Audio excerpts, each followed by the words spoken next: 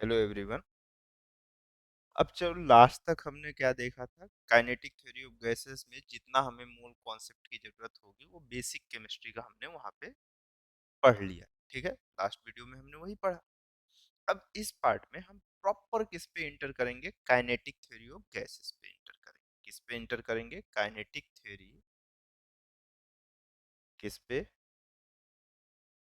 Kinetic theory of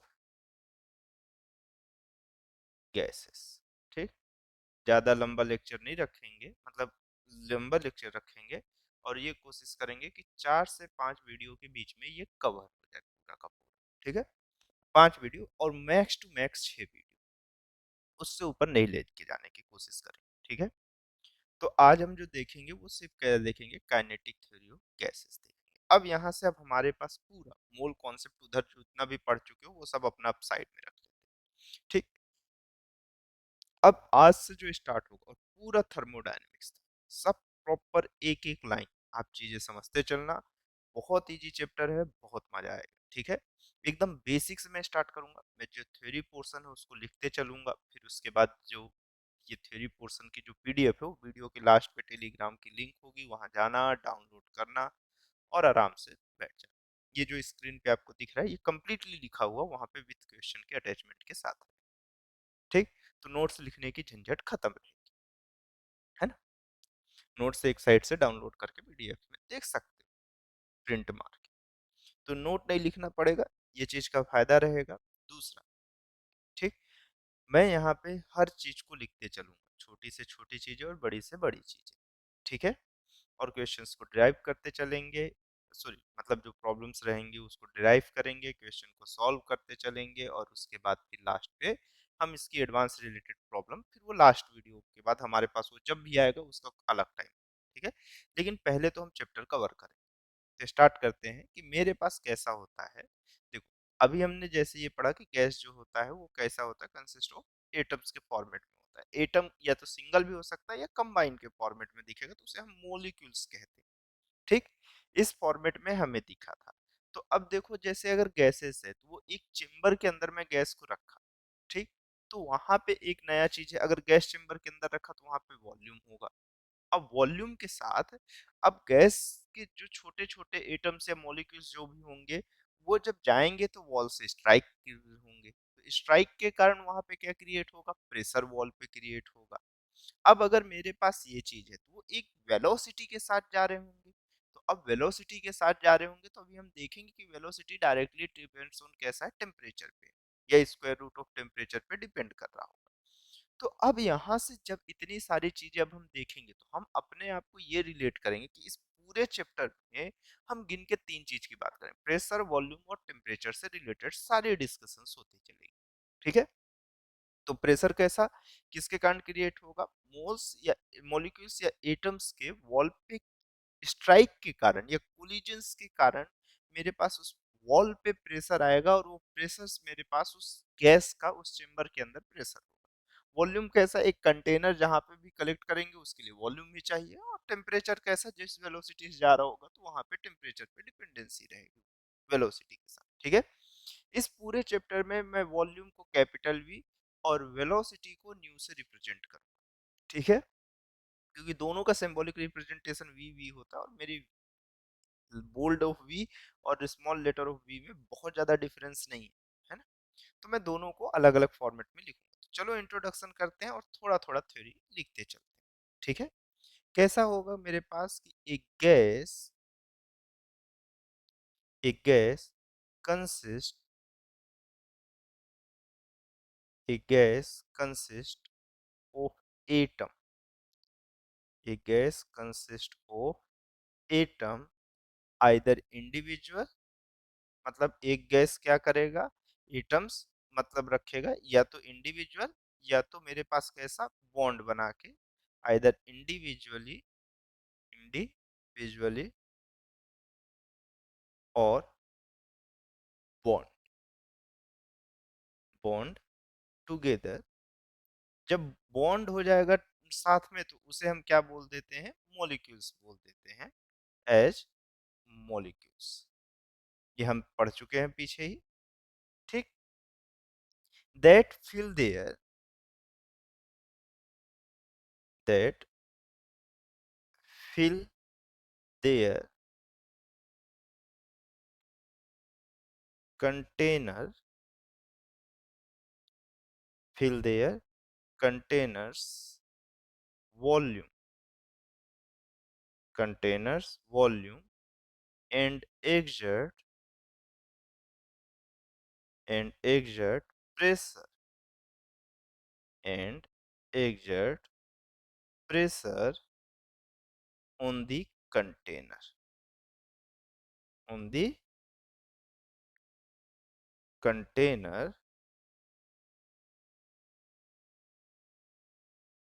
wall। ठीक, ऐसा रहेगा, कंसिस्ट ऑफ एटम्स, और ये कैसा होगा, कंटेनर जिस वॉल्यूम में फिर भरा जाएगा उस वॉल पे वो प्रेशर क्रिएट करेगा।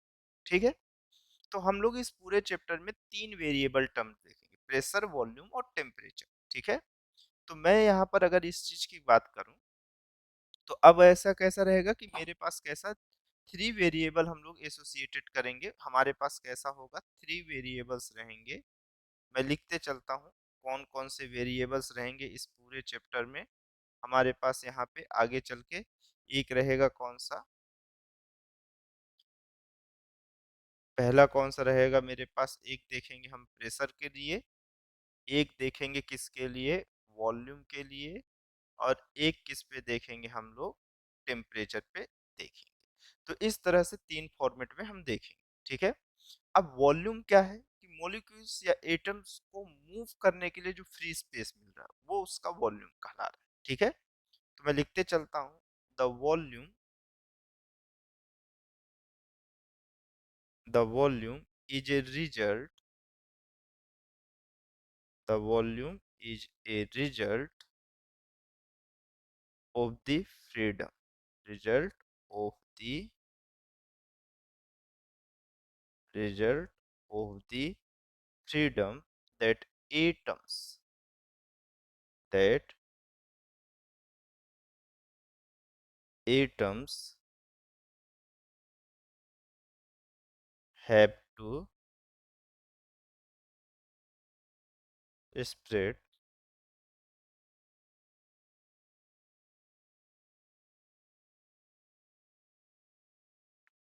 spread throughout,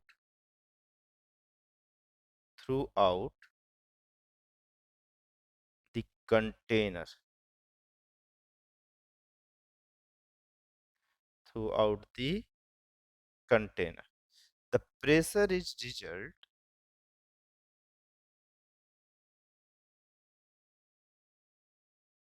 the pressure is a result, the pressure is a result of the collision, of the collision of the atom with the container, with the container's wall, and the temperature, and the temperature has to do with kinetic energy, to do with kinetic energy, kinetic energy of the, of the atom. Kinetic energy मतलब atoms या मेरे पास जो molecules होंगे वो क्या कर रहे होंगे, उस कंटेनर के अंदर मूव कर रहे होंगे, मूव के कारण तो काइनेटिक एनर्जी आती है, तो वो टेम्परेचर उसको रिप्रेजेंट करेगा। ठीक है, चल इसके बाद इतना है ना, ये केटीजी का ये बेसिक फॉर्मेट, इतनी चीजें हम देखेंगे। अब इसके बाद हमारे पास और एक क्या देखेंगे, एवोगैड्रो नंबर कहेंगे।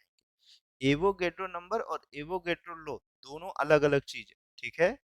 हम लोग अभी क्या चीज की बात करेंगे, एवोगैड्रोस नंबर की बात करेंगे। किसकी बात करेंगे, एवोगैड्रो के नंबर की बात करेंगे। तो एवोगैड्रो नंबर क्या होता है और कैसा होता है, इस चीज को समझने की कोशिश करना, ठीक है। तुम ये जानते हो कि एक मोल के अंदर जितने नंबर्स ऑफ एटम्स हो या मॉलिक्यूल्स हो, उसे हम क्या बोलते हैं, उसका एवोगैड्रो नंबर बोलते हैं, यही होता है ना, ठीक। देखो यही था, और वो भी किसमें, 1 मोल ऑफ 12C6 के, ठीक है। जितने ऑफ मेरे पास एटम या मॉलिक्यूल्स थे, जितने नंबर ऑफ, उसे हम क्या बोलते थे, एवोगैड्रो नंबर बोलते हैं, ठीक है। मोल 7 मेरे पास कैसा है, तो ये एवोगैड्रो ने क्या बोला कि मेरे पास कैसा, ऑल गैसेस एक सेम टेम्परेचर पे, ऑल गैसेस ऑक्यूपाइंग, मतलब all gases occupying, all gases occupying the same volume, the same volume, the same volume under the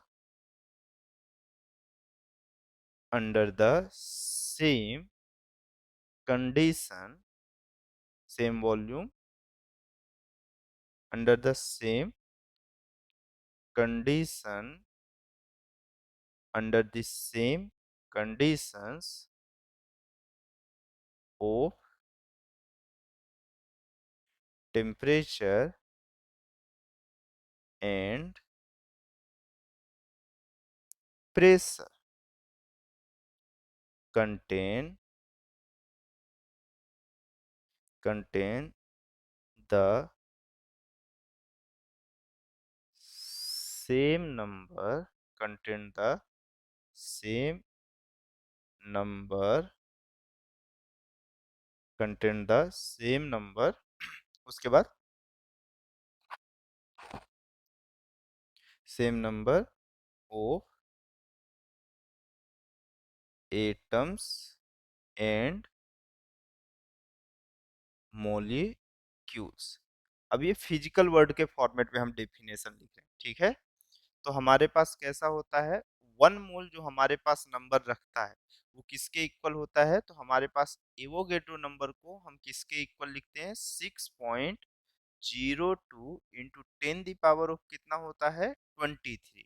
और इसकी एसआई यूनिट क्या होती है, पर मोल होती। कैसे आती है, ये सब आप पहली वीडियो पे देख चुके हो, इसी के लिए मैं वहां पे ये सब चीजें आपको प्रॉपर समझाते गया हूँ, ठीक है। ठीक, अब देखो अब उसके बाद हम लोग किसकी बात कर रहे हैं, मोलर मास की बात कर रहे हैं। किसकी बात कर रहे हैं, मोलर मास की बात करते हैं, ठीक है। अब देखो मेरे पास मोलर मास कैसे फाइंड करेंगे, तो अब हम लोग यहाँ पे Na से रिप्रेजेंट करेंगे किसको, एवोगैड्रो नंबर को, ठीक है। अब उसके बाद मैं यहाँ पर किसको, मोलर मास को किससे रिप्रेजेंट करूंगा, आप देख चुके हो कि मोलर मास कितना कहलाता था, ठीक है। तो मोलर मास को अब मैं रिप्रेजेंट करूंगा किससे, मोलर मास को कैपिटल एम से रिप्रेजेंट करूंगा, ठीक है। Molar mass of any substance जो होगा वो कैसा होगा, 1 मोल, कितना, 1 मोल का जो मेरे पास सब्सटेंस होगा उसका मास, तो मास ऑफ 1 मोल कितना लिखेंगे हम लोग, मास ऑफ 1 मोल कितना हो जाएगा हमारे पास, 1 मोल का मास 1 ग्राम के इक्वल होता था, ठीक है। मास ऑफ 1 मोल को हम किससे रिप्रेजेंट करेंगे, स्मॉल एम से। तो जो हमारे पास मोलर मास निकल के आएगा, या जो कैपिटल एम होगा, वो किसके इक्वल होगा हमारे पास, यहाँ से ये समझो, तो कैपिटल एम की जो वैल्यू होगी वो एवोगैड्रो नंबर से जब स्मॉल एम को मल्टीप्लाई कर दोगे तो ये इसके इक्वल आ जाएगा, ठीक है। चलो फिर आगे चलते हैं, फिर एक क्वेश्चन देखेंगे, फिर उसके बाद हम लोग आगे आइडियल गैसेस पे चलेंगे, ठीक है। एजम्पशंस ऑफ आइडियल गैसेस हम लोग देखेंगे, ठीक है। चलो।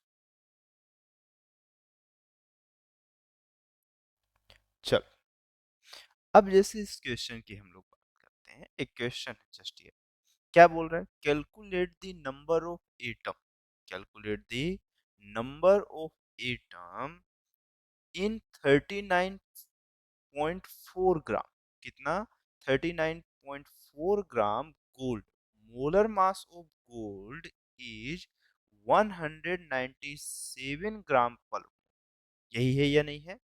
तो अब क्वेश्चन पे ये बोल रहा है कि मेरे पास गोल्ड में कितने नंबर ऑफ एटम्स हैं, किसमें, 39.4 ग्राम, किसमें मेरे पास 39.4 ग्राम ऑफ गोल्ड में कितने नंबर ऑफ एटम्स है, जबकि उसका मोलर मास मेरे पास कितना है, उसका मोलर मास कितना है, 197 ग्राम मोल, ठीक, सॉरी 197 ग्राम पर मोल, ठीक है।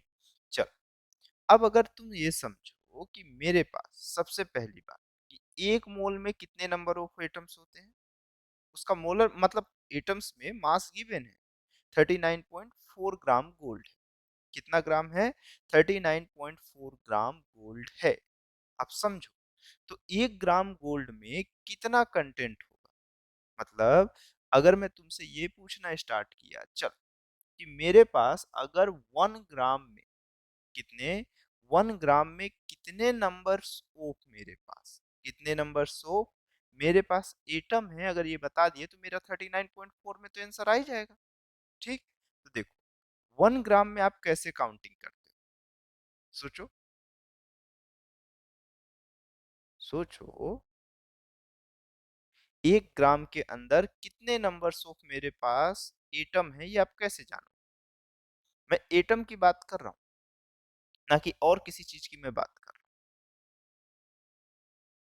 सोचो, आप याद करो कि मैं बोला था कि 1 मोल के अंदर कितना था मेरे पास, याद करो, 1 मोल में 6.02 इंटू 10 ऑफ कितना, 23, यही था नंबर ऑफ, ठीक है, इतने नंबर ऑफ मेरे पास 1 मोल के अंदर, इतने नंबर ऑफ मेरे पास एटम्स थे, या कुछ तो था, यही था कि और कुछ था,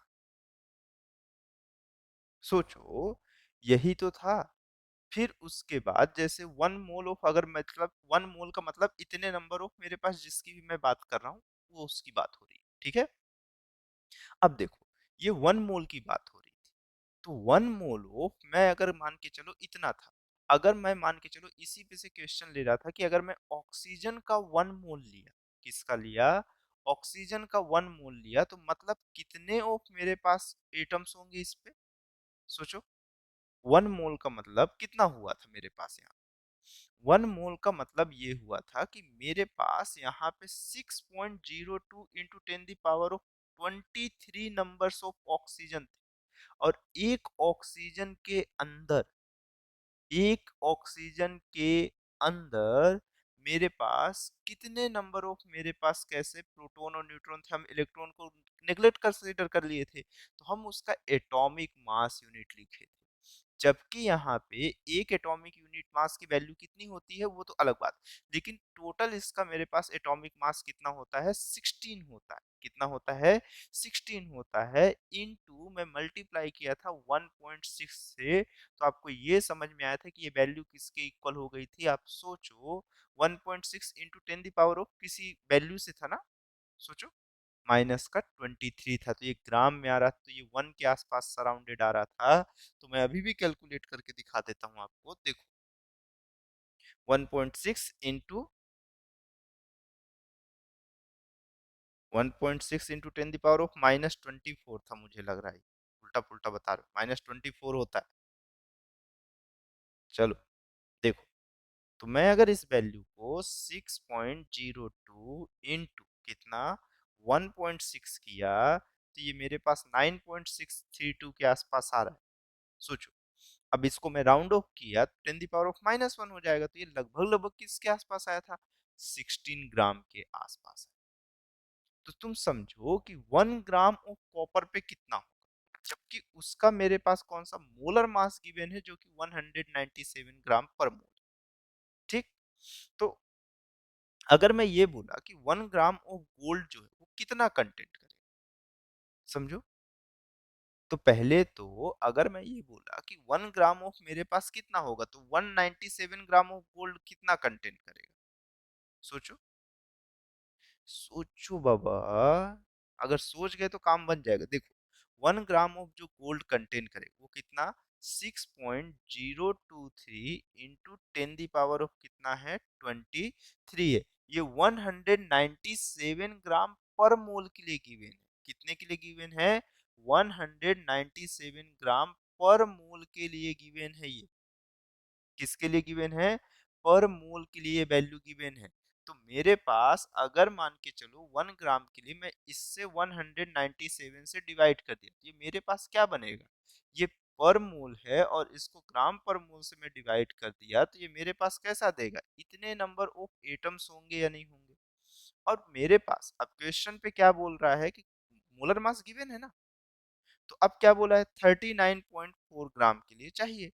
तो 39.4 ग्राम के लिए कितना हो जाएगा, सिर्फ 39.4 से मल्टीप्लाई कर दो, तो ये 6.02 इंटू 10 द पावर ऑफ कौन सा हुआ, 23, और डिनोमिनेटर में 197 हो गया। मतलब ये आंसर जो अप्रोक्सीमेटली आएगा वो 1.20 इंटू 10 द पावर ऑफ कितने एटम्स हो जाएंगे, 23 एटम्स हो जाएंगे। मैं इस पे ज्यादा फोकस नहीं कर रहा क्योंकि पीछे मैं बता चुका हूँ, ठीक है। चलो, अब इसके बाद हम लोग यहाँ पर से आगे बढ़ते हैं। अब इसके बाद मैं यहाँ पर से देखूँ तो मैं जैसे ही हेडिंग डालता हूँ, अब मैं न्यू हेडिंग डाल रहा हूँ, कौन सी, एजम्पशंस ऑफ किसके लिए मैं चल रहा हूँ, आइडियल गैस के, किसके लिए चल रहा हूँ, आइडियल गैस के लिए। क्या क्या होता है ये चीज हम देखते हुए चलेंगे। तो मैं किसकी बात कर रहा हूँ, एजम्पशन ऑफ आइडियल गैस। हम लोग आइडियल गैस के लिए अब assumptions देखना स्टार्ट करेंगे, किसके लिए, आइडियल गैसेस के लिए, ठीक है। देखो, तो जहां पे इसका सबसे फर्स्ट ऑफ assumptions जो होगा वो किस चीज से होगा, मेरे पास कि हर गैस मेरे पास कैसा होगा, बहुत छोटे छोटे मेरे पास पार्टिकल्स के नो फॉर्मेट में रहेगा, जिसे हम मॉलिक्यूल्स जानेंगे, जिसका साइज नेग्लिजिबल के कंपैरिजन में होगा, बहुत कम होगा, ठीक है। तो इंटरमोलिकुलर डिस्टेंस फिर देखते चलेंगे। तो यहाँ पर से कैसा होगा, every gases, every gas consist, every gas consist of extremely, of extremely, extremely small particle, small particles known as, known as molecules, known as molecules, their size, their size is negligible, is negligible, negligible in comparison, in comparison,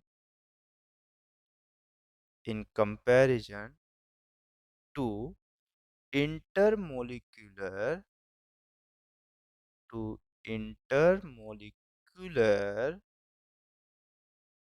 distance, to intermolecular distance जिसकी value होती है 10 the power of -9 metre, ठीक है। हर gas बहुत small size का होगा, एक particle के स्मॉल साइज में, जिससे हम कैसे नाम से जानते हैं, मॉलिक्यूल्स के फॉर्मेट से, और उसका साइज बहुत कम होगा जिसका intermolecular distance 10 the power of -9 metre, ठीक है। देखो, उसी के बाद सेकंड पे चलते हैं। तो हमें सेकंड क्या बोलता है कि मेरे पास द मॉलिक्यूल्स, मैं लिखते चलता हूं, बस समझते चलेंगे क्योंकि इतना आइडियल कंडीशन पे कुछ है नहीं। The molecules, the molecules of a given the molecules of a given gases या गैस आर कैसा होगा ऑल आइडेंटिकल मतलब जितनी भी गैसेस हैं उनके मेरे पास कैसे मॉलिक्यूल्स कैसे होंगे आइडेंटिकल्स होंगे मतलब सभी सेम साइज के होंगे ऐसा कंसीडर करेंगे identical but are different but are different different then different than those of those of another gas those of another gas ठीक another gas the molecules मतलब मेरे पास कैसे होंगे डिफरेंट होंगे दूसरे गैस से लेकिन कैसा होगा मेरे पास आइडेंटिकल होंगे ठीक है उसके बाद कैसा the molecules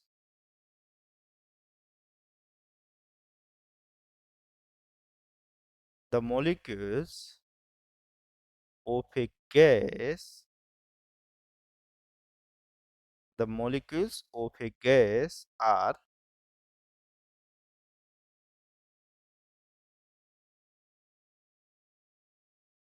identical. The molecules of a gas are identical, spherical, spherical, rigid, rigid, and perfectly and perfectly elastic, perfectly elastic point masses. ठीक ये हुआ दूसरा उसके बाद तीसरे वाले में कैसा होगा the volume the volume of molecules the volume of molecules the volume of molecules is negligible is negligible the volume of molecules is negligible in comparison in comparison comparison to the volume of gases मतलब molecules का जो volume होगा वो negligible होगा comparison of किसमें मेरे पास comparison of किसमें volume of molecules negligible होगा comparison of volume of gases के कंपेयर में किसके कंपेयर में गैसेस के कंपेयर में ठीक है चलो ठीक अब उसके बाद आगे बढ़ते हैं फोर्थ नंबर पे चलते हैं हम लोग फिर फोर्थ पॉइंट पे चलते हैं हम तो जहां पे फोर्थ पॉइंट ये बोलता है कि मेरे पास कैसा डेंसिटी कांस्टेंट हो ठीक है तो फोर्थ पॉइंट ये कहेगा the density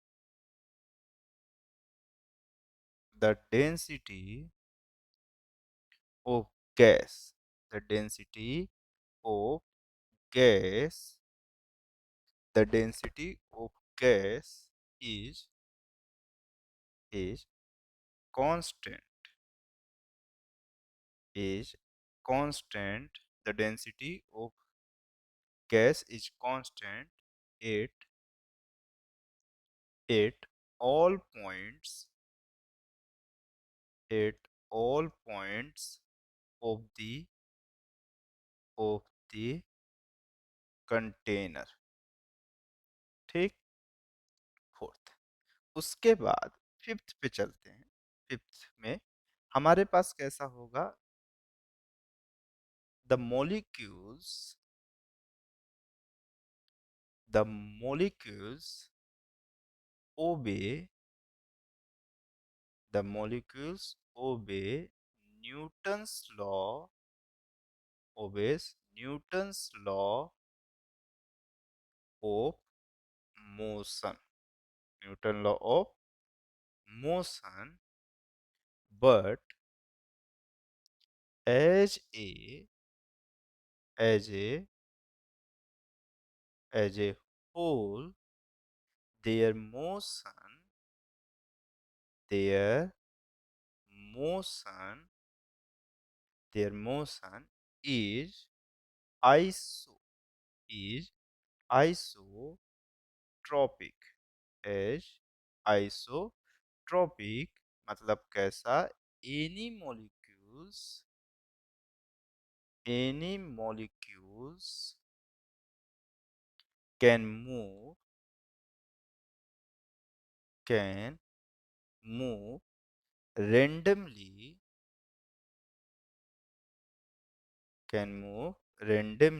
in in all possible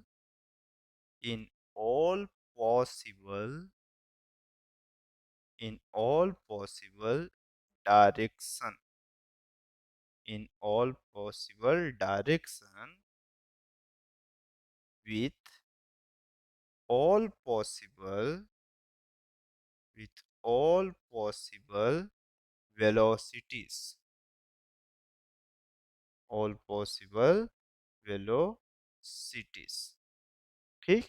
तो ये क्वेश्चन क्या बोलता है कि मतलब ये फिफ्थ पॉइंट कि ये न्यूटन्स लॉ को फॉलो करेगा और ये जो भी मोशन होगा मतलब इसका जो मॉलिक्यूल्स होगा वो हर डायरेक्शन में रेंडमली मूव करने के लिए फ्री है, जितनी भी पॉसिबल वेलोसिटी है वो सभी में। ठीक है। और सिक्स जो रहेगा वो ये बताएगा कि कोलिजन में जो टाइम लगेगा वो लगभग लगभग कैसा लगेगा? नेग्लेक्टेबल लगेगा। और प्योर कौन सा कोलिजन होगा? Elastic collision. ठीक है। तो ये बोलेगा कि time the time spend spent in collision in a the time spent in a collision between मेरे पास two molecules between two molecules is is negligible is negligible is negligible in in comparison in comparison to in comparison to time between two two successive successive collision two successive collision the number of the number of collision the number of collision per unit volume per unit volume in a gas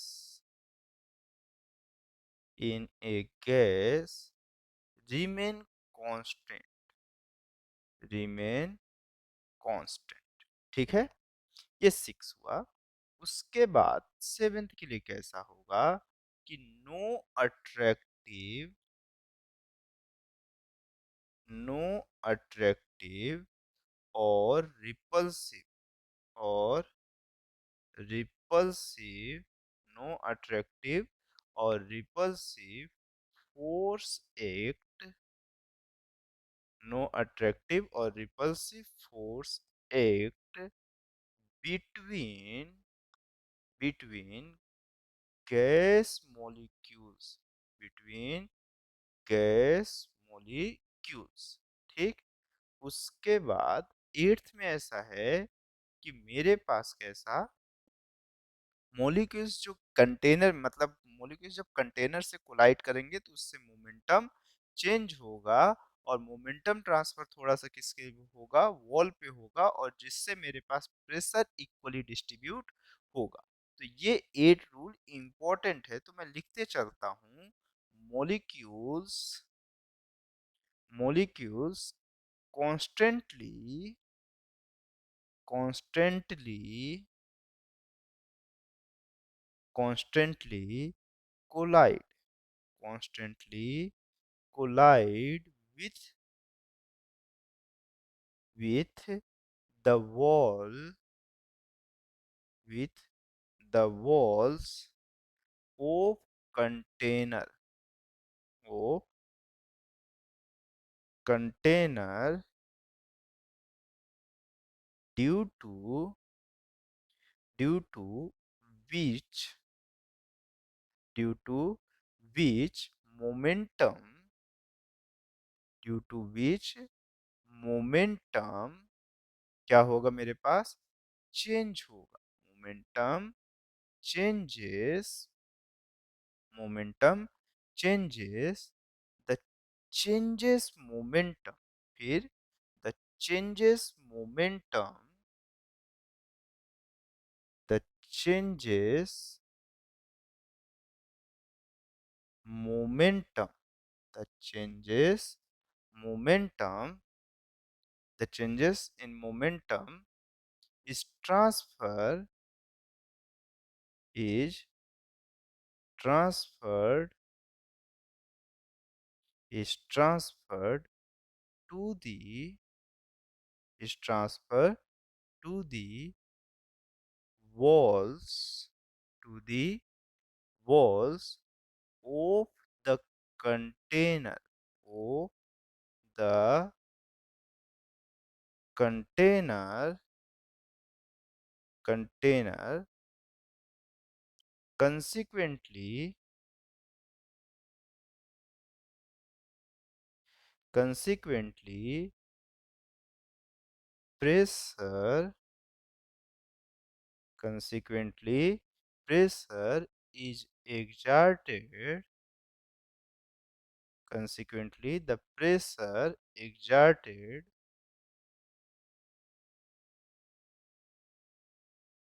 mm-hmm, oh pressure exerted pressure exerted by gas by gas molecules gas molecules on the walls of container। ठीक, ये 8 rule important rule हैं जो हमें हर ideal gases पे रहता है कि molecules का साइज बहुत कम होगा, मेरे पास कैसा होगा, कांस्टेंट डेंसिटी होगा, मेरे पास कोलिजन के कारण मेरे पास प्रेशर क्रिएट होगा, और जो कॉन्स्टेंटली होगा एक कंसिस्टेंट अभी पढ़ा था, ठीक है, अब नहीं बोल पा रहा हूँ। ठीक है, मतलब एक रेगुलर इंटरवल में होगा, कोलिजन के बीच का जो टाइम लगेगा वो लगभग लगभग नेग्लेक्टेबल होते चला जाएगा। ठीक है, इस तरह की बहुत छोटी छोटी बातें हैं जो हमारे पास यहाँ पे कैसी रहती हैं, इम्पोर्टेंट होती हैं। ठीक है, चल अब इसके बाद आगे बढ़ते हैं और सबसे इम्पोर्टेंट पोर्शन पे हम अपने इंटर करते हैं। अब ये क्या है कि आइडियल गैस इक्वेशन हम देखेंगे, कैसा देखेंगे।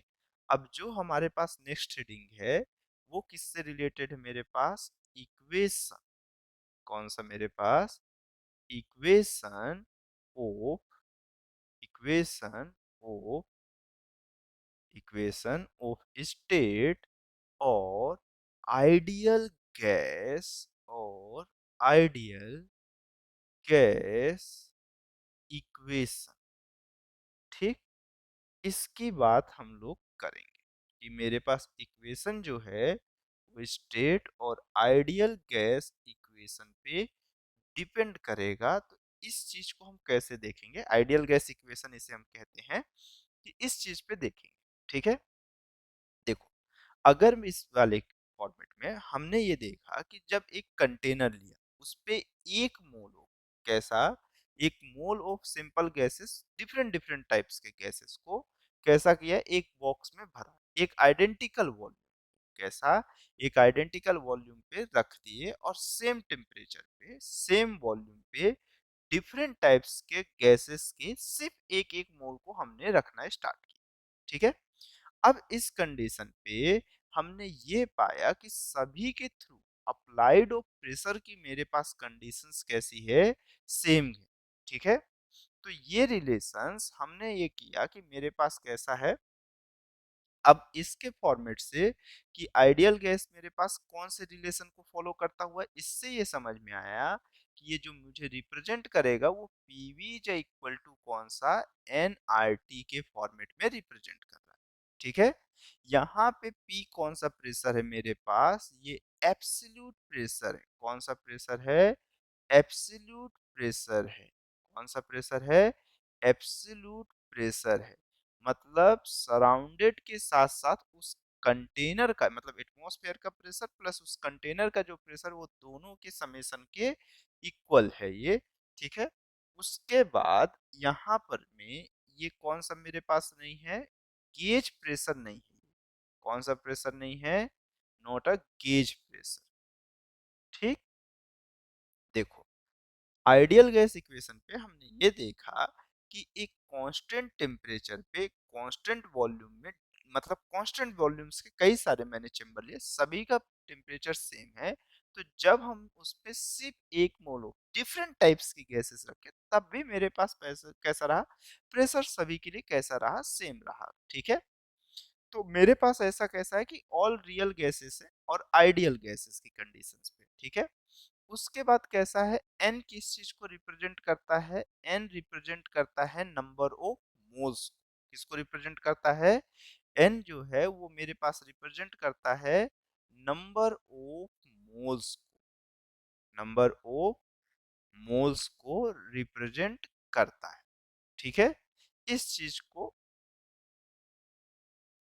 नंबर ऑफ मोल्स कितना प्रेजेंट है गैस के अंदर, इस चीज को रिप्रेजेंट करता है।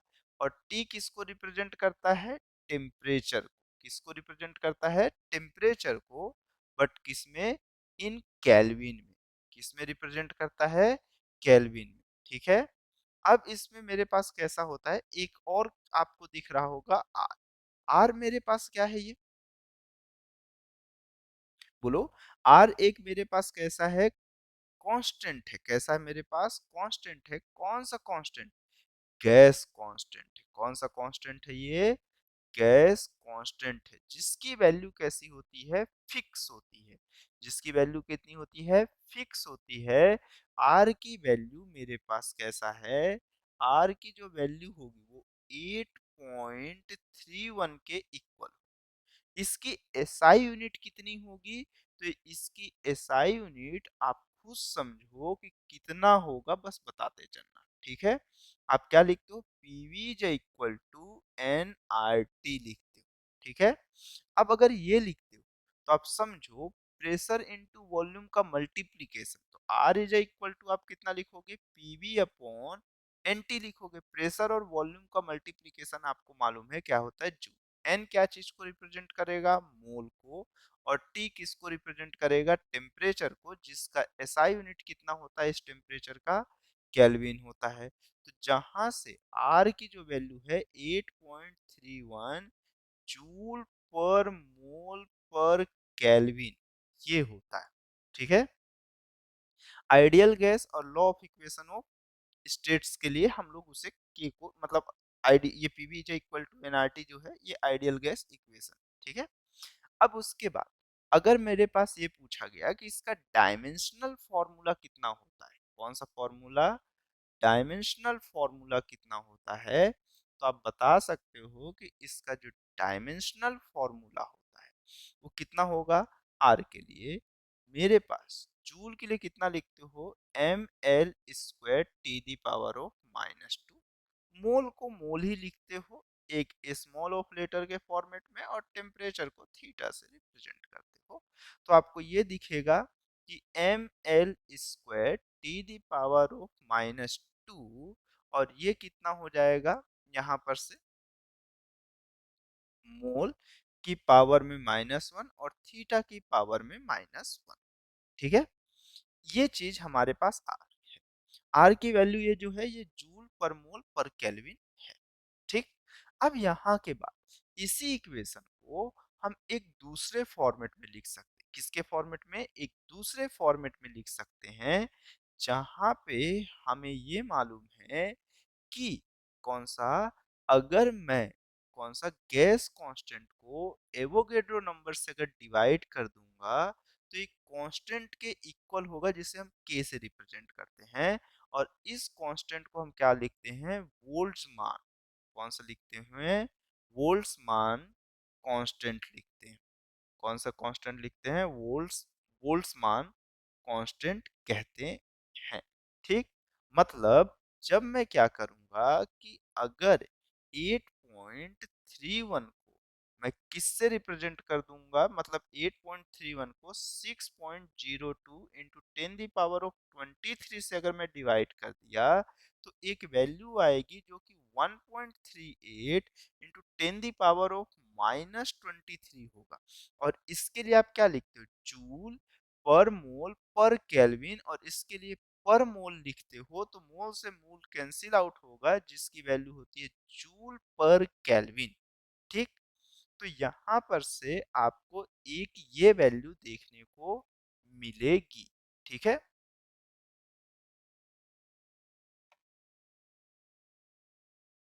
एक ये हो गया। ठीक है, उसके बाद आप ये समझो कि ये क्या रिप्रेजेंट करता है? नंबर ऑफ मोल्स को। ठीक है, एन, स्मॉल एन क्या चीज को रिप्रेजेंट करता है? Small N number of moles को रिप्रेजेंट करता है। ठीक, तो अगर नंबर ऑफ मोल्स को रिप्रेजेंट करता है मतलब ये क्या करता है कि जितने नंबर ऑफ मेरे पास थे, जितने नंबर ऑफ एटम्स थे, उसको ये सिर्फ क्या किया है? एवोगैड्रो नंबर से क्या कर दिया है? डिवाइड कर दिया है। तो मेरे पास यहाँ पर से अगर मैं इसी को नंबर ऑफ मोल्स को एवोगैड्रो नंबर से मल्टीप्लाई कर दूंगा तो ये क्या आ जाता है? नंबर ऑफ एटम्स आ जाता है। आपको ये मालूम होगा, आप पढ़े हो, अच्छे से याद करो। याद आ रहा है कि नहीं आ रहा? बोलो। नहीं याद आ रहा? वाओ, चलो आगे बढ़ते हैं। तो यहाँ पर के बाद अब अगर मैं चाहूँ तो मैं कैसे इसको लिख सकता हूँ? जहाँ पे हमारे पास PV is equal to small N R T था, तो मुझे ये समझ में आया कि मैं इसे कितने से मल्टीप्लाई कर दूं? अगर r को मैं चाहूं तो r को मैं कितना लिख सकता हूं? k लिख सकता हूं, इनटू क्या करूंगा? एवोगैड्रो नंबर से डिवाइड, मतलब मल्टीप्लाई कर दूंगा। तो जहां से मुझे ये समझ में आया कि PV is equal to N into small N की वैल्यू कैपिटल एन के टी के इक्वल होती है। ठीक, तो n को हम क्या कहते हैं? नंबर ऑफ एटम्स भी तो कहते हैं। नंबर ऑफ एटम्स, या इसी में क्या होगा? मॉलिक्यूल्स लिखा होगा। ठीक है, ये आइडियल गैस इक्वेशन है मेरे पास। ठीक है, ये हमारी आइडियल गैस इक्वेशन है। इतनी समझ में आई? बोलो, कुछ नया नहीं था इतना सारा, बस नॉर्मल सा तो था सब चीजें। चल आगे बढ़ते हैं, थोड़ा और आगे अपने आप को लेके चलते हैं, और फिर उसके बाद अब थोड़ा अच्छे से चलते हैं। वीडियो लंबी ही होगी अब सारी, 4-5 लेक्चर में खत्म करना रहेगा सब चीजें, तो अब रहेगा। देखो, अब क्या है कि अगर हमने ये पढ़ा कि आइडियल गैसेस को हमने क्या किया कि एक कंटेनर में रखा, तो हम ये बोल रहे हैं कि वो एक रेंडम किसी भी वेलोसिटी से मूव कर रहा है और ऐसे जाके कॉन्स्टेंटली एक सरफेस के साथ कोलाइड कर रहा है, जिससे इस पे एक प्रेशर क्रिएट हो रहा है। तो प्रेशर होगा कितना, ये कैसे हम फाइंड करें? तो इस चीज को देखो, तो अब देखते हैं हम लोग यहाँ पर से। तो देखो, अब मैं हेडिंग डालता हूँ कौन सा? प्रेशर ऑफ, किसकी बात कर रहा हूं मैं, pressure of an ideal gas, pressure of an ideal gas की बात करते हैं कि आइडियल गैस में किस तरह से प्रेशर होगा। ठीक, देखो हम लोग क्या करते हैं कि एक क्यूबिकल स्ट्रक्चर लेते हैं जिसके हर साइड के एज की लेंथ मेरे पास एल जैसा हम कंसीडर कर लेंगे, ठीक है। उसमें क्या करेंगे कि मेरे पास वन ही मोल्स लेंगे, वन ही मोलिक्यूल्स लेंगे, मोल नहीं लेते हैं, मोलिक्यूल्स ले लेते हैं। वन मोल मतलब बहुत हो जाएगा, सिर्फ एक ही मोलिक्यूल्स की बात कर रहा हूँ। कितने मोलिक्यूल्स की बात कर रहा हूँ, एम, एक ही मोलिक्यूल्स की बात कर रहा हूँ। तो एक मोलिक्यूल्स का मास कितना है, स्मॉल है, ठीक है। तो मैं क्या किया कि एक जस्ट कंटेनर अपना एक कंसीडर कर लिया, ठीक है। तो कंटेनर कुछ इस तरह से कंसीडर कर रहा हूँ कि एक साइड इसका कोई एक्सिस पे हो, दूसरा साइड किसी दूसरी एक्सिस पे, तो ये एक्स एक्सिस, वाई एक्सिस और जेड एक्सिस को प्रॉपर क्या कर सके, कवर कर सके, ठीक है।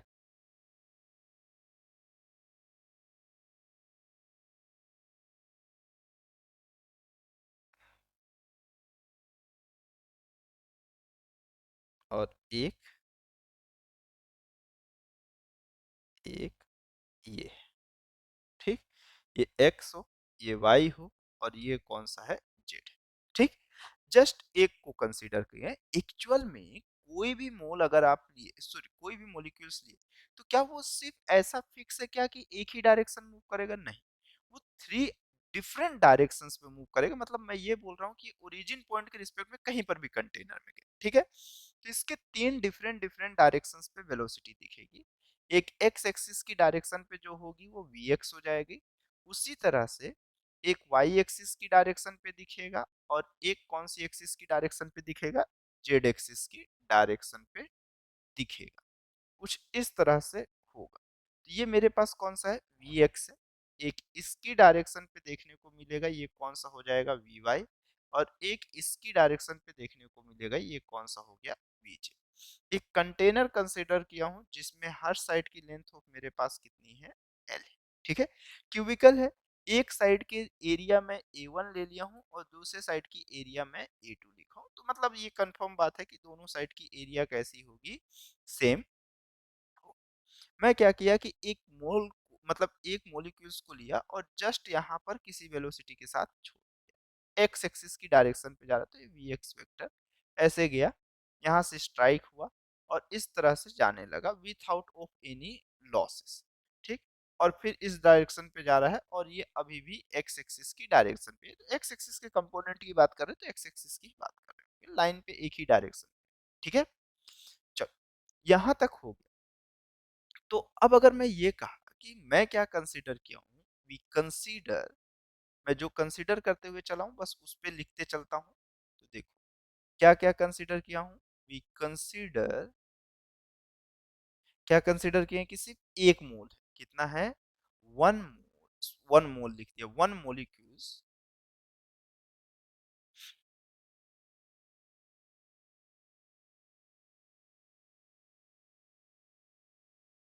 मोलिक्यूल्स ऑफ मास, कितना मैं उसका कंसीडर कर लिया हूँ, स्मॉल एम कंसीडर कर लिया, ठीक है। और वो मूव कर रहा है, is moving, is moving with velocity, with velocity v vector के साथ मूव करता हुआ मैं कंसीडर कर लिया, ठीक है।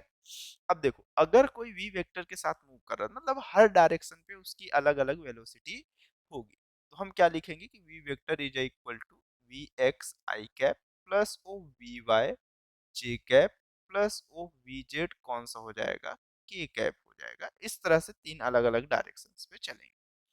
तो अगर ये चलेंगी तो मेरे पास कैसा है कि हर डायरेक्शन पे अलग अलग स्ट्राइक करेगा, हर डायरेक्शन में ये प्रेशर प्रोड्यूस, मतलब प्रेशर तो एक स्केलर क्वांटिटी है तो रिजल्टेंट प्रेशर ही क्रिएट हो रहा होगा। तो देखो अगर मैं इस वेलोसिटी का मैग्नीट्यूड फाइंड कर लिया तो ये मुझे डायरेक्टली दिखना स्टार्ट होगा कि ये वी एक्स का स्क्वायर हो जाएगा प्लस वी वाई का स्क्वायर दिखेगा और प्लस ऑफ वी जेड का स्क्वायर दिखेगा, यही दिखेगा। अब मैं ये कह रहा हूँ कि हर डायरेक्शन पे जो ये रेंडमली मूव कर रहा था, हर डायरेक्शन पे इसकी वेलोसिटी कैसी हो गई, सेम। ठीक है। अगर सेम हो गई है तो आप ये देखोगे कि ये मेरे पास कितना v की जो वैल्यू होगी वो कितना हो जाएगा। अगर मैं x y और z को इक्वल ले लिया तो मुझे ये दिखना स्टार्ट होगा कि जो v स्क्वायर की वैल्यू होगी वो 3 टाइम्स ऑफ vx के स्क्वायर के इक्वल होगी। सिमिलर vy के लिए भी यही होगा और सिमिलर vz के लिए भी यही होता हुआ दिखेगा। ठीक है, यही चीज दिखेगी या नहीं दिखेगी। अब देखो, जब ये दिखेगी तो ये इस तरह से आया और ये इस पे स्ट्राइक होके वापस जाना स्टार्ट करेगा। ठीक है, तो इससे मोमेंटम में तो चेंजेस होगा और मोमेंटम में चेंजेस होगा मतलब मेरे पास फोर्स क्रिएट होगा। तो मैं अगर ये कंसीडर किया कि मेरे पास सिंगल मॉलिक्यूल्स के लिए बोल रहा हूँ तो मेरे पास फोर्स बाय ओ कौन सा मैं देख लिया, सिंगल मॉलिक्यूल्स के थ्रू मैं देखना चाहता हूँ। तो सिंगल मॉलिक्यूल्स के थ्रू जो फोर्स आएगा वो कैसा होगा, changing of momentum with respect to कैसा होगा, टाइम। और मैं सिर्फ और सिर्फ एक्स एक्सिस के लिए देखना चाह रहा हूँ। किसके लिए मैं देखना चाह रहा हूँ, सिर्फ और सिर्फ एक्स एक्सिस के लिए देखना चाह रहा हूँ। फिर उसके बाद अपन उसको आगे हैंडल कर लेंगे। सिर्फ एक्स एक्सिस के लिए देखता हूँ। तो देखो, मेरे पास मोमेंटम में चेंजेस आप क्या देखोगे, P final minus P initial. तो मैं ये कह रहा हूँ कि मेरे पास पहले स्टेप में एक इस डायरेक्शन पे जा रहा था, पॉजिटिव की डायरेक्शन पे, फिर वहां से स्ट्राइक हुआ, अपनी डायरेक्शन को क्या कर लिया है, चेंज कर लिया है। ठीक है, और उसके बाद एक टाइम को कवर किया है। तो ये टाइम कितना हो गया मेरे पास, वहां पे टाइम डेल टी चेंजेस हो गया, जो कि कितना हो जाएगा, 2mvx अपॉन कौन सा हो जाएगा, डेल टी हो जाएगा। अब समस्या ये आती है कि टाइम कितना लगे। टाइम तो अपने पास है ही नहीं भाई। लेकिन कहीं पर भी अगर टाइम नहीं मेंशन है तो आपके पास लेंथ तो मालूम है। अगर आपको ये जो टाइम है एक्चुअल में, ये टाइम मेरे पास कितना है, कॉन्टेक्टिंग टाइम है क्या, नहीं, चेंजिंग ऑफ मोमेंटम मतलब ये डेल्टी जो है वो कैसा है मेरे पास, टाइम इंटरवल है। क्या है मेरे पास, टाइम इंटरवल है बिटवीन कौन सा, between two successive, between two successive collision के बीच का ये कैसा मेरे पास टाइम इंटरवल है। तो अगर आपको डेल्टी निकालना है तो देखो, पहला कोलिजन यहाँ पर हुआ, अब इसके बाद यहाँ पर से मूव करते हुए यहाँ पर के लिए जाएगा। तो पहले देखो, ये यहाँ पर एक कोलिजन हुआ, यहाँ पर आया एक, फिर वापस से इस वॉल पे आएगा। एक ही मॉलिक्यूल्स है, एक ही मॉलिक्यूल्स इस वॉल पे, मतलब मैं ये कहा कि एक ही मॉलिक्यूल्स है यहाँ पे है, वो वापस से इसी में कितने टाइम के बाद आएगा। तो देखो, पहले यहाँ पर एक बार कोलिजन कर चुका, अब ये यहाँ से आया, लेंथ एल आया, फिर इससे स्ट्राइक होगा और फिर यहाँ पे जाएगा। तो दो सक्सेसिव कोलिजन के बीच में इस वॉल पे उस मॉलिक्यूल के लिए कितना डिस्टेंस चला, तो डेल टी की वैल्यू निकालना है कितना, 2l। और वेलोसिटी कौन सा हुआ, vx। तो आप वैल्यू पुट करो, f सिंगल मॉलिक्यूल्स के लिए मेरे पास आपके पास फोर्स आ गया है, सिंगल मॉलिक्यूल्स के लिए आपके पास यहाँ पर देखने को मिल गया है, ये कितना हो गया, 2mvx अपॉन डेल टी की वैल्यू कितना है, 2l अपॉन vx है। तो देखो 2 2 कैंसिल आउट हो गया, ये कितना हो गया, mvx का स्क्वायर बाय ओ कौन सा है, l। यही चीज होगा। ठीक, अब ये एक मॉलिक्यूल्स के लिए था।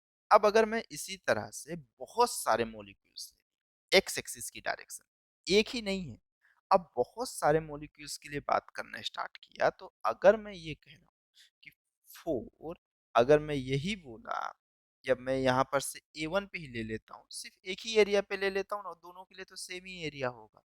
ठीक है, तो मैं ये कहा कि फोर्स ऑन दी, मेरे पास कैसा फोर्स ऑन दी वॉल, कैसा मुझे चाहिए, अगर मैं ये कैलकुलेट कर रहा हूँ, कैलकुलेट कि force on wall A due to, due to all of the, या ऑल दी मॉलिक्यूल्स, अभी हम सिंगल मॉलिक्यूल्स लिए थे, अब मॉलिक्यूल्स की वैल्यू को बढ़ा दे रहे हैं। ठीक है, तो देखो सिंगल के कारण तो मुझे फोर्स मिल गया, तो अब एन्स के कारण जो मिलेगा, देखो सभी को मास m ही है, आइडियल कंडीशन है, और सभी की लेंथ l है, लेकिन वेलोसिटी सभी के लिए कैसी देखने को मिलेगी, अलग अलग मिलेगी। तो एक का वी एक्स स्क्वायर वन, फिर दूसरे का लिए कौन सा जाएगा, वी एक्स टू का स्क्वायर जाएगा। इस तरह से ये डैश डैश डैश डैश करते हुए चला जाएगा। ठीक है, और अगर ये गया तो मेरे पास सभी की वेलोसिटी कैसी है, अलग अलग है। आप समझो, अगर मैं आपको एवरेज वैल्यू कैलकुलेट करने के लिए बोला, पी मीन की वैल्यू अगर आपको बोला मैं कि मुझे एक एवरेज वैल्यू चाहिए, ठीक है, या मीन की वैल्यू मुझे फाइंड करनी है, कौन सी वैल्यू फाइंड करनी है, मीन वैल्यू फाइंड करनी है, ठीक है। अब मुझे मीन वैल्यू फाइंड करनी है, तो आप मीन वैल्यू के लिए क्या समझते हो कि आप लिखोगे v1 plus v2 plus of dash dash dash dash dash, ये कितना हो जाएगा, मुझे vn तक हो जाएगा, n नंबर्स ऑफ है, इतने नंबर्स ऑफ मेरे पास कैसे हैं, मॉलिक्यूल्स से, ठीक। ये n क्या, capital N number of molecules से तो रिप्रेजेंट करता है, अभी तो जस्ट कुछ देर पहले देखे, डिवाइडेड बाय n कर दिया, तो आपको यही दिखेगा। लेकिन आप थोड़ा, यहाँ पे क्या v1 v2 है क्या, ना ना ना, v1 v2 ही तो नहीं है। अब खतरे के निशान से आप ऊपर जाओ, अब ये v1 v2 है ही नहीं, तो आप क्या लिखोगे, अब ये एक्चुअल में इसकी आरएमएस वैल्यू होगी। आप आरएमएस वैल्यू पे क्या लिखते हो, आप याद करो, वी मीन का मेरे पास कौन सा चाहिए, आरएमएस वैल्यू चाहिए, जिसे हम मीन स्क्वायर वैल्यू बोलते हैं। तो जो वी आरएमएस होगा वो एक्चुअल में क्या होता है, इंडिविजुअल ऑफ वैल्यूज का, इंडिविजुअल वैल्यूज के स्क्वायर का एवरेज जब आप कैलकुलेट करते हो, तो उसे आप क्या रिप्रेजेंट करते हो, V R M S represent करते हो। तो जो वी आर एम एस होता है उसे हम क्या लिखते हैं, बोलो, कुछ तो लिखते हैं ना, बोलो, इसी को हम कुछ लिखते हैं, इसे लिखते हैं मीन स्क्वायर। क्या लिखते हैं हम इसे, mean square, mean, mean square of X component है ये सी, अभी एक्स के लिए देख रहे हैं तो एक्स कंपोनेंट के लिए बस देख लेते हैं, फिर कुछ देर बाद तो हम तो पूरे के लिए ही आंसर देखने स्टार्ट करेंगे, उसके लिए हमें कोई भी बहुत बड़ी बात नहीं है, ठीक है। अभी मीन स्क्वायर है, कौन सा है मेरे पास, मीन वैल्यू ऑफ किसका है, मेरे पास स्क्वायर का है। तो मैं सिर्फ और सिर्फ किसके लिए देख रहा हूँ, एक्स के कंपोनेंट के लिए देख रहा हूँ। कौन से कंपोनेंट के लिए देख रहा हूँ, एक्स के लिए कंपोनेंट के लिए देख रहा हूँ। तो मैं इसे लिख सकता हूँ कि V R M S O कौन सा है मेरे पास, एक्स के कंपोनेंट का स्क्वायर मैं देखना चाहता हूँ, कि वी वन का स्क्वायर प्लस वी टू का square plus dash dash dash V N का स्क्वायर बाय ओ कौन सा हो जाएगा, एन हो जाएगा।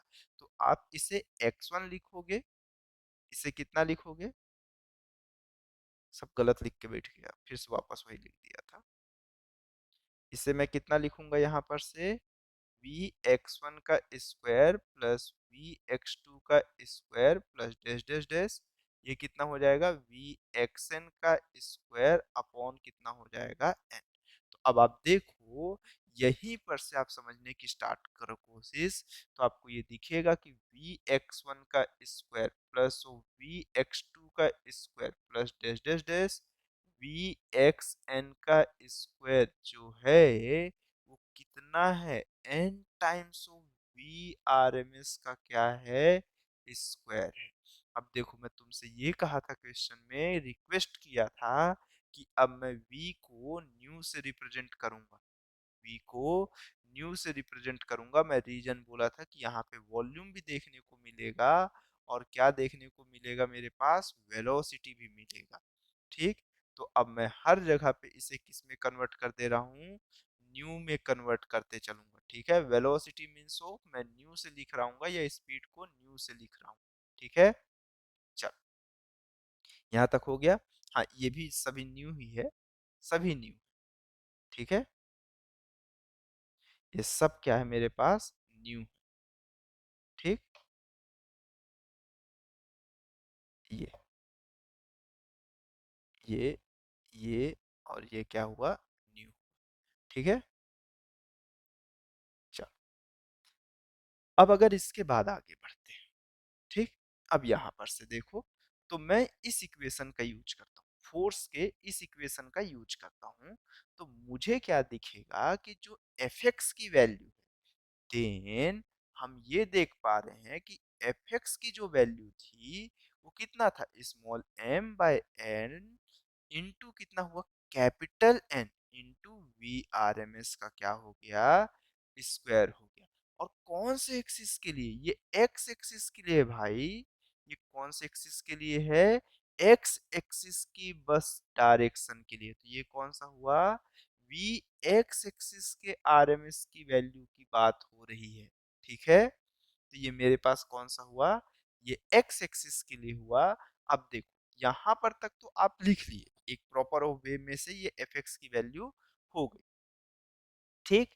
अब उसी तरह से एक्स एक्सिस के वॉल के लिए भी प्रेशर देखोगे, तो अब प्रेशर की वैल्यू कितनी लिखोगे। अब जानते हो कि प्रेशर एक scalar quantity, pressure is equal to force per unit क्या लिख दोगे, एरिया लिख दो, ठीक है।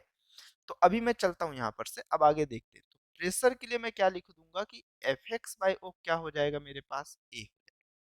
एफ एक्स की जो वैल्यू है वो कितना हो जाएगा, स्मॉल एम अपॉन कितना हो जाएगा, ए इंटू एल, और ये कौन सा हो जाएगा, वी आर एम एस का क्या हो जाएगा, स्क्वायर हो जाएगा। ये एक्स एक्सिस के प्रेशर की बात हो रही है, ठीक।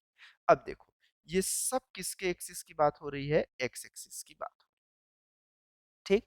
तो अब अगर ये एक्स एक्सिस की बात हो रही है, तो हम इसी चीज को कैसे लिखेंगे, अगर ये एक्स एक्सिस की बात हो रही है तो अब हम इसे चेंज करते हैं, ठीक है। अब कैसा होता है, एनी मॉलिक्यूल्स के लिए क्या कोई भी मॉलिक्यूल सिर्फ एक्स एक्सिस में मूव करेगा, ठीक है, नहीं ना। अब मॉलिक्यूल्स अगर एक्स एक्सिस में नहीं मूव कर सकता है, तो जो इसके एक्स एक्सिस के लिए बात हो रही है, तो मैं इसके पूरी वैल्यू की बात कर रहा हूं, जो ये वाई एक्सिस की डायरेक्शन पे भी चलेगा और जेड एक्सिस की डायरेक्शन पे भी चलेगा। तो V X R M S का स्क्वायर प्लस वी वाई या new Y R M S का क्या हो जाएगा, ये मेरे पास square plus new Z R MS का मेरे पास कौन सा हो जाएगा, इसको, यही चीज देखने को मिलेगी। जहां पर से अब हम ये समझेंगे, फिर से वापस एवरेज वैल्यू पे मैं इंटर कर रहा हूं, जहां पे हम ये देख चुके हैं कि V X R M S का जो स्क्वायर होगा वो V Y R M S के स्क्वायर के इक्वल होगा। सिमिलर हो V square Z R M S के कैसा हो जाएगा, इक्वल होगा। अगर ये इक्वल है तो आप खुद लिखोगे कि वी आर एम एस की जो वैल्यू होगी वो 3 टाइम ओ एक्स एक्सिस के आर एम एस के स्क्वायर के इक्वल हो, यही होगी। तो आपके पास यहाँ से एक्स एक्सिस के लिए चाहिए आपको, तो अगर एक्स एक्सिस के लिए चाहिए तो ये V square R M S आपको पूरे रूट मीन स्क्वायर वैल्यू चाहिए, अपॉन कितना हो गया आपके पास 3 हो गया। तो आप जैसे इस इक्वेशन की बात करोगे, अब तो ये स्केलर क्वांटिटी है, तो एक्स एक्सिस के लिए है तो वाई एक्सिस के लिए ऐड होगा, जेड एक्सिस के लिए ऐड हो जाएगा, तीनों वॉल के लिए ऐड हो जाएगा, मात्र ऐसा मान के चलो तीनों में सेम ही जाएगा स्केलर पे, ठीक। तो जो P की वैल्यू होगी वो आपके पास यहाँ से कितनी निकल के आएगी, 1/3, कितना आएगा, 1/3 हो जाएगा। आप कितना लिखोगे, small m into capital N, ए बाय ओ एल को आप क्या लिखोगे, वॉल्यूम लिखोगे।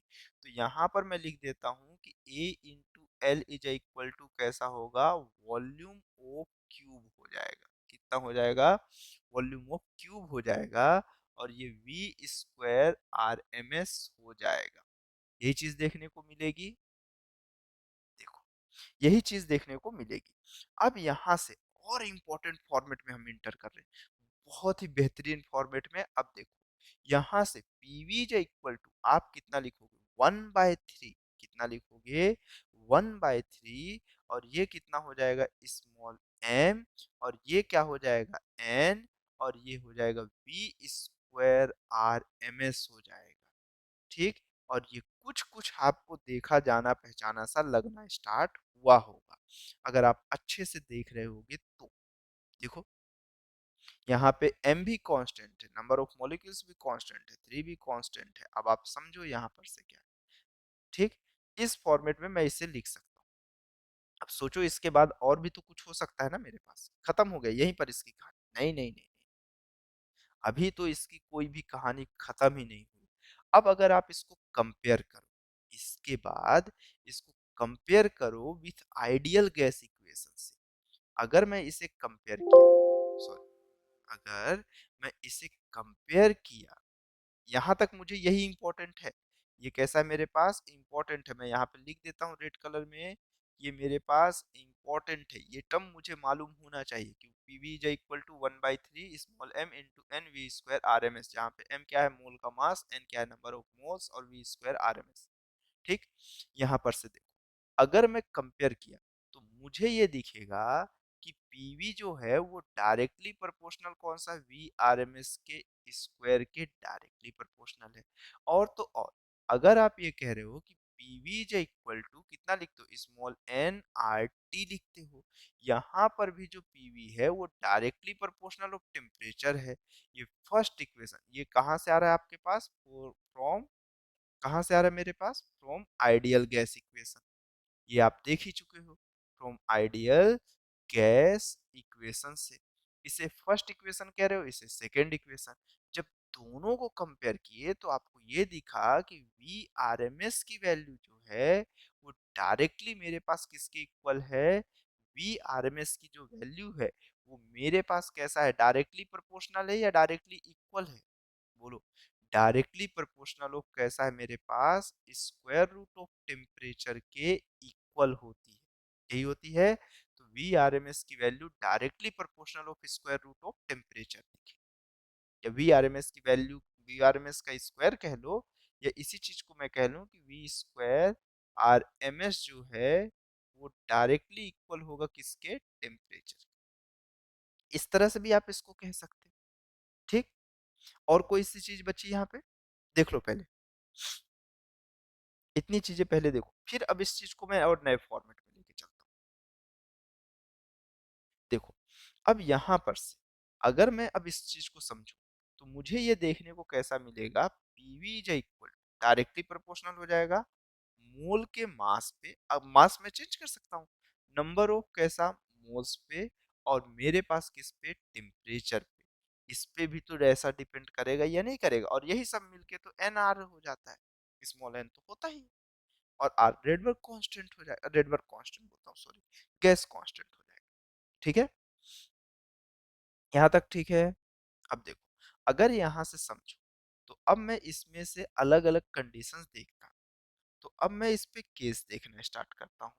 तो फर्स्ट केस मेरे पास क्या बनेगा कि प्रेशर जो है वो डायरेक्टली प्रोपोर्शनल, अगर मैं वॉल्यूम को कांस्टेंट रखा हूँ तो ये मेरे पास स्मॉल एम इंटू एन है, मतलब स्मॉल एम इंटू एन जो होगा ये किसके इक्वल होगा, मास ऑफ गैस के इक्वल होगा, मास ऑफ गैस के इक्वल होगा, जिसे आप कैपिटल एम से रिप्रेजेंट कर दोगे। और कौन सा है, यहाँ पे जो पीछे मोलर मास देखे हो वो कितना था, capital M into small M into N A था, एन ए क्या था, एवोगैड्रो नंबर ही तो था। और यहाँ पे नंबर ऑफ एटम्स पहले ही रिप्रेजेंट कर दिया है, N A of number of atoms के लिए तो रिप्रेजेंट हो जाएगा वहाँ पे। ठीक, अब उसके बाद यहीं पर आप देखो तो आप पीवी इज डायरेक्टली प्रोपोर्शनल लिखे हो, तो लेकिन जब आप कंपेयर करोगे सेकंड केस में तो ये फर्स्ट केस हुआ जब मेरे पास कैसा है, वॉल्यूम और टेम्परेचर कैसा है मेरे पास, कांस्टेंट है, वॉल्यूम एंड टेम्परेचर आर कैसा है मेरे पास, कांस्टेंट है। ठीक, अब अगर मान के चलो मैं यहाँ पर से ऐसा देखा कि मेरे पास पीवी जो है अदर टर्म कांस्टेंट हो, मतलब मैं ये कह रहा हूँ कि मेरे पास क्या कांस्टेंट हो, टेम्परेचर कांस्टेंट हो, और क्या कांस्टेंट हो, मास ऑफ गैस कांस्टेंट हो। अगर मास ऑफ गैस ये चीज कांस्टेंट हो गई, mass of gas R constant हो गया, कैसा हो गया मेरे पास, कांस्टेंट हो गया। तो अगर ये चीज कांस्टेंट हो गई तो हम ये कह सकते कि पीवी की जो वैल्यू होगी किसकी होगी, पी जो होगा वो इनवर्सली प्रोपोर्शनल ऑफ किसके इक्वल हो जाएगा, पी के इनवर्सली प्रोपोर्शनल होगा। मतलब किसी गैस पे कितना मास होगा, प्रेशर होगा, वो उसके अंदर जो गैसेस है उसके मास पे डिपेंड करेगा। ठीक है, अगर मैं मान के चलो इसी रूम पे अभी मैं अकेले बैठा हूँ इस हॉल पे तो प्रेशर कम है यहाँ, अगर इसी पे 10 बढ़ जाएंगे तो प्रेशर बढ़ना स्टार्ट होगा, pressure inversely proportional of volume हो, अगर इसी में मुझे प्रेशर बढ़ाना है, ठीक है, तो मैं इसके नंबर ऑफ एटम्स को मासेस को नहीं चेंज करना चाहता हूँ, ना ही सराउंडेड का टेम्परेचर, मैं इसी कंडीशन में तो रूम की साइज को क्या कर दूँ, छोटा कर दूँ।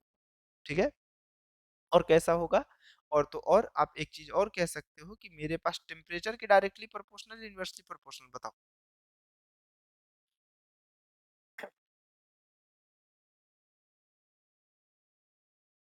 बोलो। मास और वॉल्यूम अगर कांस्टेंट कर दिया तो मेरे पास टेम्परेचर के डायरेक्टली प्रोपोर्शनल होगा या इनवर्सली प्रोपोर्शनल? डायरेक्टली प्रोपोर्शनल होगा। ठीक है। तीसरे स्टेप पे अगर आप समझो कि मैं ये कहा कि मास पीवी जो होगा वो डायरेक्टली प्रोपोर्शनल ऑफ टेम्परेचर के हो जाएगा, अगर मैं क्या लिखा, mass if mass and temperature are कैसा रख दिया मैं, कांस्टेंट। ठीक है। अगर इस चीजों को मैं कांस्टेंट रख दिया तो ये मुझे कुछ इस तरह से देखने को मिलेंगे। ठीक है। चलो, आगे बढ़े।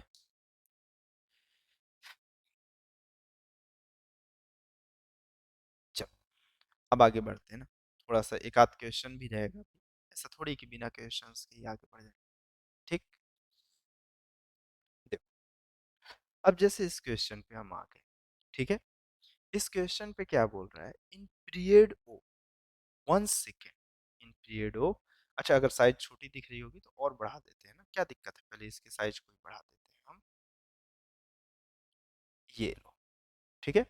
अब क्वेश्चन पे क्या बोल रहा है, in period of 1 second, in period of 1 second, अब मेरे पास कैसा है, 5 × 10⁻23 नाइट्रोजन मॉलिक्यूल्स, कैसा, नाइट्रोजन मॉलिक्यूल्स बोल दिया है, मतलब ये एक सिंगल एन नहीं है, ये N2 है। Molecules strike a wall with an area 8 centimeter square. Assume that molecules move with a speed of 300 metre पर सेकेंड। कितने की स्पीड से मूव कर रहा है, 300 मीटर पर सेकेंड से कर रहा है। And strike the wall, and strike the wall head on in elastic collision, head on in elastic collision. What is the pressure exerted on the wall? The mass of N2 molecules is 4.65 into 10 the power of -26 kg। इतना question पे data हमें given है। Data ये बोला है कि 1 second के time period की वैल्यू कितनी है, टी की वैल्यू, मतलब दो सक्सेसिव कोलिजन के बीच का टाइम 1 सेकंड। ठीक। और कितने नंबर ऑफ मेरे पास मॉलिक्यूल्स है, कैपिटल एन की बात कर रहा है, कैपिटल एन की बात कर रहा है, स्मॉल एन की बात कर रहा है। स्मॉल एन क्या था, सोचो, स्मॉल एन भी तो मैं कुछ बताया था ना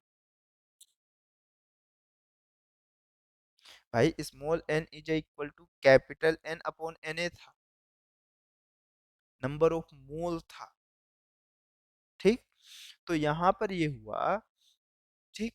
nitrogen molecules strike a wall with an area of मेरे पास कितना है, 8 सेंटीमीटर स्क्वायर।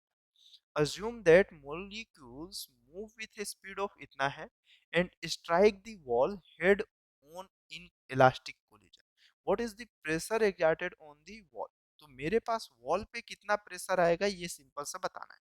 तो देखो, तुम सिंपल सा ये समझो कि प्रेशर इज इक्वल टू कितना होता है, एक बात बता दो, फोर्स पर यूनिट एरिया होता है। तो मुझे फोर्स मिल जाए, एरिया तो क्वेश्चन पे मेंशन है कि 8 सेंटीमीटर स्क्वायर। तो फोर्स कैसे मिले, देखो, अगर अब मैं जब इसके सॉल्यूशन को स्टार्ट कर रहा हूं, मेरे पास एक वॉल इस तरह से मैं लिया, यहाँ पर एक मॉलिक्यूल्स मेरे पास नाइट्रोजन का है जो कि किस वेलोसिटी से जा रहा है, वी नॉट वेलोसिटी से ऐसे गया और इस पे स्ट्राइक। ठीक। स्ट्राइक होने के बाद वापस से इस डायरेक्शन पे जा रहा है, जिस भी इसका मास अभी भी कितना है, एम ही है। स्ट्राइक के कारण मास में कोई लॉसेस तो दिखा नहीं जा, वेलोसिटी भी वही है, वी नॉट है, कोई चेंजेस नहीं।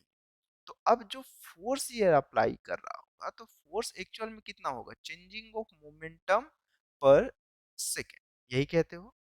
ठीक। देखो, अब मोमेंटम में चेंजेस कितना होगा, एक मॉलिक्यूल्स हो तो चलो ठीक भी है, यहाँ पे कितने मॉलिक्यूल्स है, एन मॉलिक्यूल्स, टोटल मास कितना होगा, N into small M. Velocity में मेरे पास चेंजेस पूछा है, तो वेलोसिटी में चेंजेस कैसा होगा मेरे पास, देखो एक ये हुआ, एक वी नॉट लिखोगे फिर माइनस करोगे क्योंकि दोनों की डायरेक्शन एक दूसरे की कैसी है, अपोजिट है। तो ये लिखोगे आप फिर से, अपॉन कितना लिखोगे, दोगे डेल टी। तो जहां से फोर्स की जो वैल्यू आएगी वो 2 into capital N into M into V nought by O क्या है मेरे पास, डेल टी। और याद करो अभी कुछ देर पहले ही मैं बोला था कि अब वेलोसिटी को मैं किससे रिप्रेजेंट करूंगा, न्यू से रिप्रेजेंट करूंगा। ठीक। तो ये हो गया। अब अगले स्टेप पे देखो, क्वेश्चन में नंबर ऑफ मोल्स गिवन है, मास गिवन है, मास ऑफ वन मॉलिक्यूल्स का गिवन है। वन मॉलिक्यूल्स का यही तो है, मास ऑफ मॉलिक्यूल्स ही तो था। मैं कुछ नया बता रहा हूँ क्या? देखो, मैं डिफाइन करते हुए चलता हूँ। आप ये देखो, मास ऑफ गैसेस, और आगे मैं पीछे चलता हूँ जहां पे मैं लिख के दिया हूँ आपको, ठीक है? देखो मैं प्रॉपर सब चीज लिख के दे रहा हूँ आपको, बस देखते चलना है। n is equal to number of atom molecules, यहाँ पे। अब इसके बाद वाले में ये देख लो, यहाँ पे देखो नंबर ऑफ मोल्स है, ठीक। और मेरे पास इसके बाद तो सब लिखा ही हुआ है आपके पास। अब अगर सब चीज लिखा हुआ है तो आप चलो यहाँ पे आ जाओ, अब देखो इसको सॉल्व करो। तो अब जब इसको सॉल्व करो तो आप वैल्यू पुट करो, ये 2 हो गया। n की वैल्यू कितना है मेरे पास क्वेश्चन में? 5 इंटू 10 की पावर ऑफ 23 है। मास की वैल्यू कितना है मेरे पास? ये 4.65 इंटू 10 की पावर ऑफ -26। वी नॉट की वैल्यू कितनी है? वेलोसिटी की जो वैल्यू है वो कितनी है मेरे पास? 300 है। और अपॉन में टाइम कितना है मेरे पास? 1 है। यही है। देख लो, इसको सॉल्व कर लो तो आंसर में देखो, अब मैं डायरेक्टली लिख दिया करूंगा, मैं कैलकुलेशन नहीं करते बैठो। आपके में आंसर में थोड़ा बहुत 19-20 डिफरेंस आएगा, तो कैलकुलेशन की वैल्यू अगर गड़बड़ है तो आप उसको लिख लेना। मैं नहीं तो वीडियो बहुत लंबी हो जाएगी, ठीक है? देखो, तो आपको प्रेशर पूछा है तो प्रेशर इज इक्वल टू, आप क्या लिखोगे? Force per unit area. तो एरिया के लिए कितना है? 8 सेंटीमीटर स्क्वायर। तो 10 की पावर ऑफ कितना हो जाएगा? -4 मीटर स्क्वायर हो जाएगा। तो मेरे पास ये कितना हो गया? ये भी वैल्यू हो जाएगी 17.4 किलो पास्कल के आसपास आएगा, ठीक है? ये आंसर आसपास आएगा, ठीक। चलो, ये वीडियो अभी थोड़ी छोटी है, अगली वीडियो कोशिश करेंगे कि और लंबी हो। और अगर हो सकता है 6 लेक्चर में ना कंप्लीट हो, ऐसा कोई प्रेशर नहीं लेंगे कि 6 ही लेक्चर में कंप्लीट करना है। मैं अपने साइड से बोल दिया हूँ कि लगभग लगभग 6 लेक्चर लेंगे, ठीक। अगर मुझे एक्सप्लेन करने में टाइम लगेगा तो उसे लगने देंगे, ठीक। खत्म करें इसको। चलो, ओके, थैंक्स फॉर वॉचिंग।